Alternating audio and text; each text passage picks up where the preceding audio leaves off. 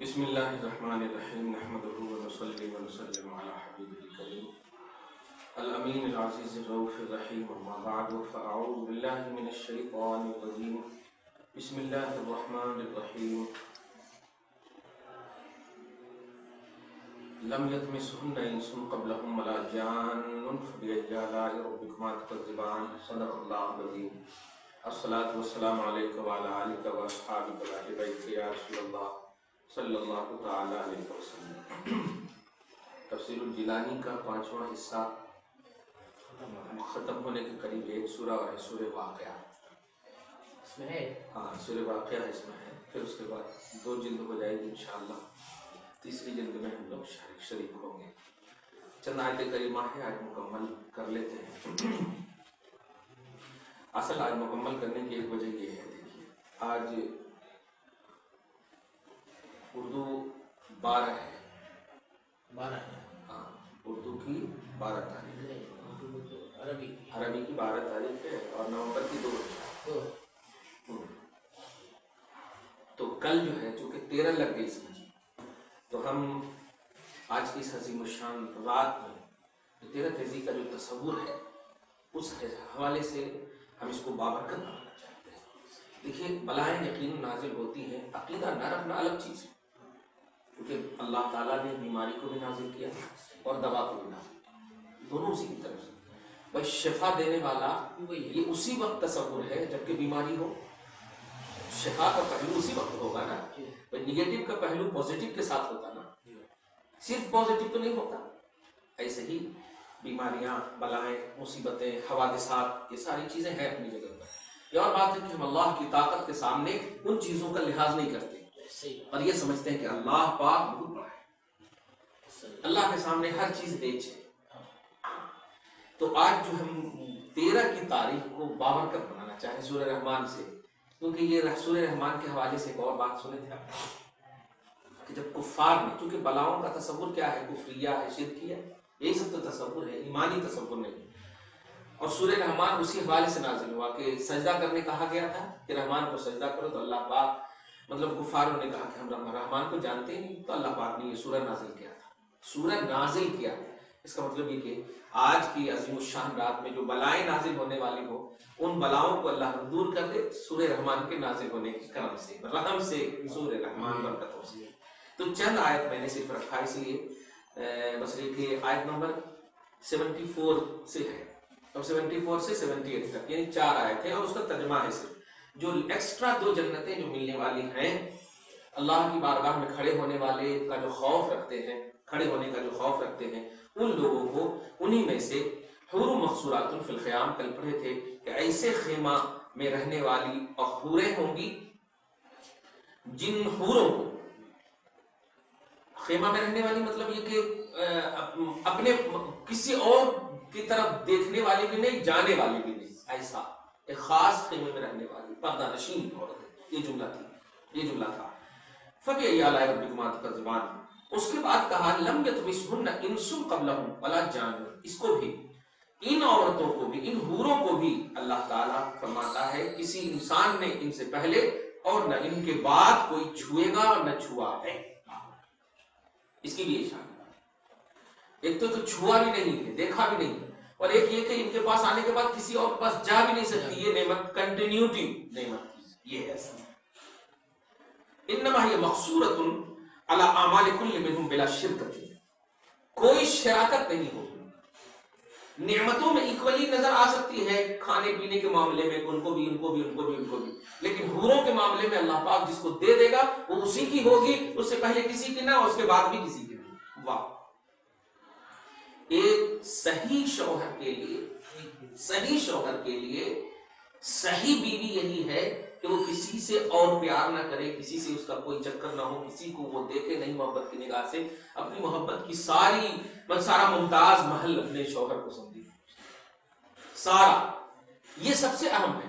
تو یہ جو شان اللہ بیان کر رہا ہے یہ اسی کی طرف، اور دنیا کی عورتوں کو ایک ذہن دینا چاہیے کہ ایک تو یہ ہے کہ کسی نے دیکھا نہیں، اور یہ کہ جب نعمت مل جائے گی اس شوہر کو، جنتی شوہر کو، یہ بیوی کی شکل میں مل جائے گی تو یہ پھر کبھی کسی کا احساس نہیں کریں گے. اس کا صاف مطلب یہ ہے کہ اتنی طاقت اللہ تعالیٰ دے گا کہ ہر طرح سے سیٹسفائی کرے گی.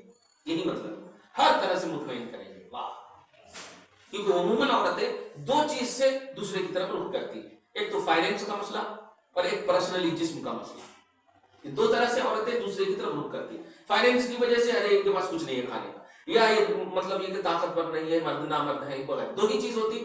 اللہ پاک جنتی مردوں کو یہ دونوں چیز سے پاک رکھا ہے. نعمتوں کا مسئلہ اپنے اوپر لے لیا اور طاقت کا مسئلہ کہ سب کو 35 اور 30 کے درمیان رکھ دیا. اب اس سے بڑی بات کیا ہوگی. خیر, فَبِأَيِّ آلَاءِ رَبِّكُمَا تُكَذِّبَانِ, اپنے رب کی کون کون سے نعمت کو جھٹلاؤ گے. اب ایک اور شان بیان کر اللہ آیت نمبر 76 میں, متکئین علی رفرف خضر وعبقری حسان. متکئین یعنی وہ قرار پائے ہوں گے, ٹیک لگائے ہوں گے. علی رفرف, رفرف بولتے ہیں تکیے. حضور کی جو سواری تھی اس کو بھی رفرف بولتے ہیں. جو معراج میں گئے تھے, نہیں معراج میں عرش اعظم کے اوپر جو گئے تھے تو وہ رفرف سواری. میں نے نہیں, براق تو مسجد اعظم سے مسجد اقصی تک, مسجد اقصی سے آسمان اول تک, اس کے بعد سواری جو تھی وہ رفرف سواری, وہ رفرف سواری تھی. عرش اعظم سے لے کے اوپر تک سواری رفرف کی تھی. خیر, تو اعلی رفرف, رفرف مرد وسائد و بستی, پھیلے ہوئے موٹے گدیلے تکیے پر وہ ٹیک لگائے ہو. یہاں رفرف مرد خضر ہرے, بمائے ایمانہم الخالص و اعتقادہم الحق, حق اور ایمان خالص کے سرسبز و شاداب تکیوں پر وہ ٹیک لگائے ہوں گے. وہی ایکسٹرا 2 جنت جن کو ملے گی وہ اللہ کے نیک بندے ٹیک لگائے. وعبقری, اور عجیب عجیب. 2 بات یہاں پر میں بولنے والی. ایک لفظ آتا ہے اردو میں عبقری شخصیت بولتے نہیں, عبقری شخصیت ہے. ہاں, اور ایک اور لفظ آتا ہے اردو میں عبقری شخصیت, اس کو بولتے ہیں جو کسی کو بیس بنا کر کے مطلب اپنا نام کرے. چھوٹی سی بات, ہمارے استاد, ہم نے اپنے استاد کو بیس بنایا, کیسے پڑھاتے ہیں, کیسا کرتے ہیں, کیسے کرتے, اسی بیس پر ہم چلے. ان کا تو نام ہے ہی, ان کی بیس بنائی کی وجہ سے ہمارا بھی نام ہو گیا. تو جو بنا کر کے, جس کو کوئی بیس بنا کر کے اپنا نام روشن کرے اس کو عبقری شخصیت. اور ایک نابغہ, ایک لفظ ہے, نون علی زبر نا, بازر بی, غین ہا, چھوٹی ہا. نابغہ اس شخصیت کو بولتے ہیں جو کسی کو فالو نہ کرے, خود ایک دنیا قائم کرے. نابغہ روزگار ایک جملہ آتا ہے پرشین میں. نابغہ روزگار یعنی زمانے میں انفرادی شخصیت. وہ کسی کو فالو سے مراد یہ کہ وہ اتنا کمانڈنٹ رہتا ہے کہ وہ اپنے علم پر, اپنے عقل پر, اپنے ایمان پر, اپنے عقیدے پر ایک دم کمانڈنٹ رہتا ہے, کسی میں تزلزل نہیں ہوتا. تو جو خود راہ بنائے, نوٹ کیجئے, جو خود راہ بنائے اور اسی پر چلے اس کو نابغہ بولتے ہیں. جو خود راہ بنائے اور دوسرا اس پر چلے اور کامیاب ہو جائے تو اس کو عبقری بولتے ہیں. یہ لفظ عبقری آیا تھا اس لیے میں نے اس کی وضاحت کر دی ہے. تو عبقری اور نابغہ کا مطلب یہی ہوتا ہے. تو اللہ پاک فرما رہا ہے کہ سرسبز و شاداب گدیلے تکیوں پر وہ ٹیک لگائے ہوں گے. وعبقری حسان, اور یہاں ترجمہ کرنا ہے اے عجیب معجب یتعجبون من ترتبها على اعمالهم وحسناتهم. حسان ای لا یتبعها قوم, اچھا اور عجیب عجیب حسن والے تکیوں پر, عجیب عجیب حسن والے تکیوں پر. ایک ہوتا ہے نا کہ تکیہ بس خالی تکیہ, لیکن عجیب عجیب تکیہ. اگر یہ کتنا مزہ آ رہا ہے سننے میں, اب رکھنے میں کتنا مزہ آ رہا ہوگا. وہ دیکھیے نا کہیں بیٹھتے ہیں, ٹیک لگانے کا من ہو تو آپ پتھر کو نہیں تلاشتے, تکیہ کو تلاشتے, اور اس میں بھی اپنے حساب سے کہ ہم اس پر کمفرٹیبل ہو سکتے ہیں. یعنی موٹا تکیہ نہیں لے لیں گے آپ, جو آپ کے حساب سے ہے وہی آپ چوائس کر لیجیے. تو عجیب عجیب یہاں پر بھی دیکھیے عبقری کا لحاظ کیا. عبقری کس کو کہتے ہیں؟ تعجب میں ڈال دینے والا. یتعجبون من ترتبها, یعنی ان تکیوں کی ترتیب اور تزئین کو دیکھ کر کے تعجب کرنے لگے. یعنی یہ کیسا تکیہ ہے؟ اب دیکھنے میں لگ رہا ہے اتنا موٹا, اور جب آپ ایسے لگائے ایسا سکون ملا کہ بس کھو گئے. سبحان اللہ. حسان لا يطبع قبح وخذلان، نہ اس میں مطلب کبھی کبھی ایسا ہوتا ہے کہ اتنا موٹا تکیہ دے دیا کہ اس میں سر رکھے تو سر درد کرنے لگتا ہے. صحیح ہے، تو تکیے ہوتے. تو یہاں کہہ رہے نہیں، ایسے خوبصورت اور ایسے عجیب اور ایسے تعجب میں ڈال دینے والے ہریالے سرسبز و شاداب والے تکیوں پر وہ ٹیک لگائے ہوں گے. متکئین علی فبأی آلاء ربکما تکذبان. تو اے جنات اور انسان اپنے رب کی کون کون سی نعمت کو جھٹلاؤ. یہ آیت نمبر مطلب 31 فبأی آلاء ربکما تکذبان کی تلاوت ہو چکی. اب آخری آیت ہے تبارک اسم ربک ذی الجلال والاکرام. آخری فبأی آلاء ربکما تکذبان کی تفسیر میں توضیح میں فرماتے فعلیک یا اکمل الرسل اللہ تستبع عن اللہ القادر المقتدر على وجوه الانعام والانتقام امثال هذه الكرامات العلیہ على ارباب العنایة والغفران وتلك الدركات الحبیہ على اصحاب الغفلة والكفران.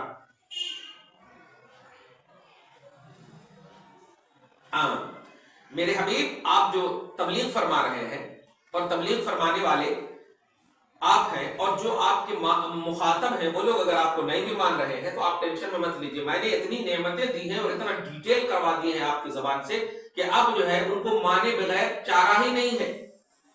مانے بغیر چارہ ہی نہیں ہے.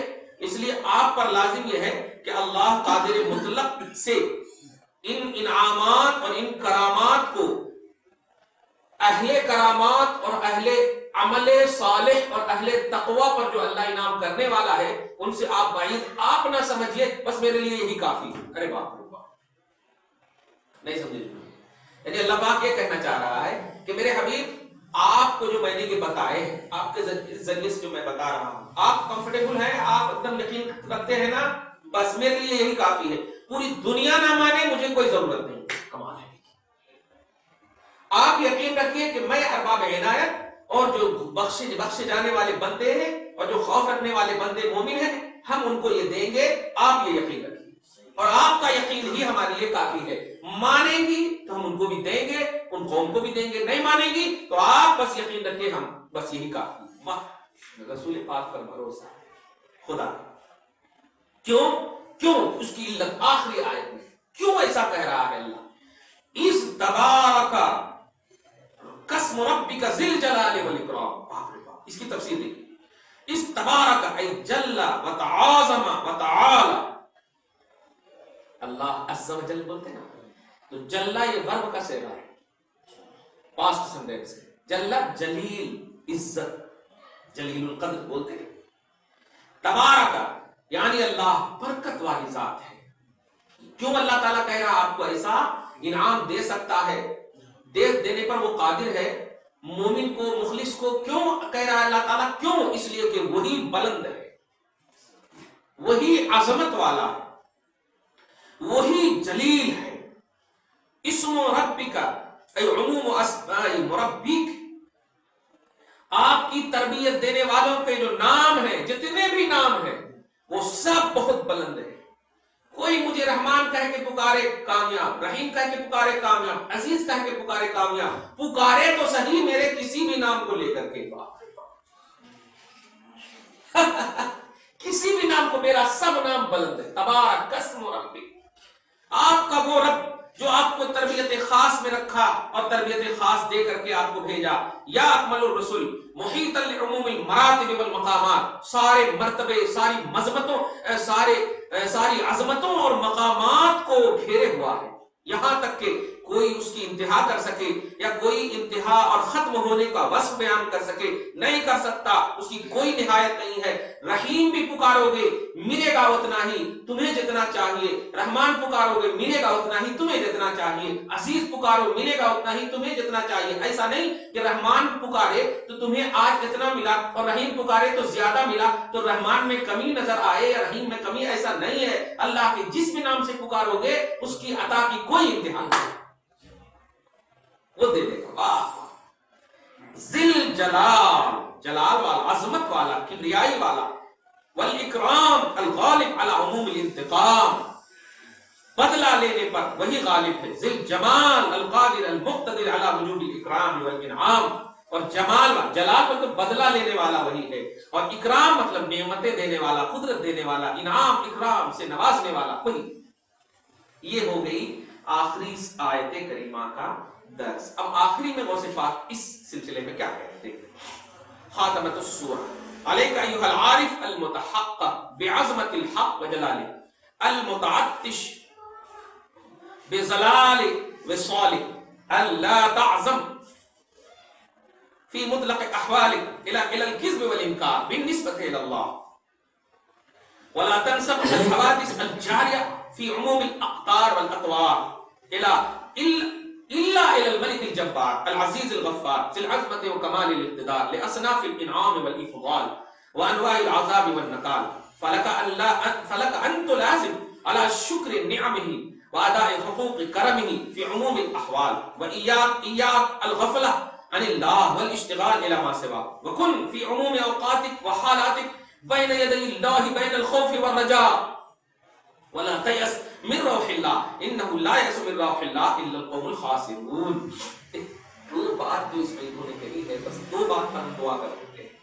پہلی بات، اپنے اوقات کے تمام اور اپنی حالات کے تمام اللہ وحدہ کے سامنے خوف اور امید میں گزارو۔ خوف اور امید کا مطلب سمجھے؟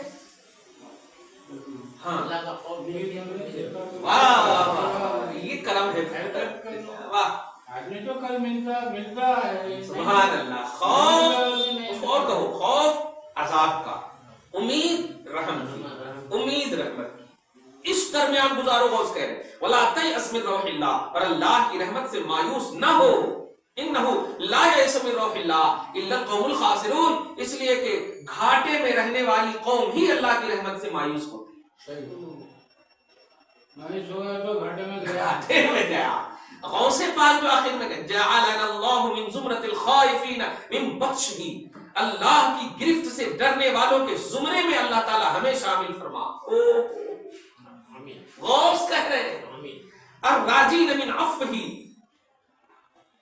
بمنہ وجودہ، اور اللہ کے احسان اور جود کے کرم سے اپنے عفو سے امید رکھنے والی قوم میں ہمیں شامل فرما۔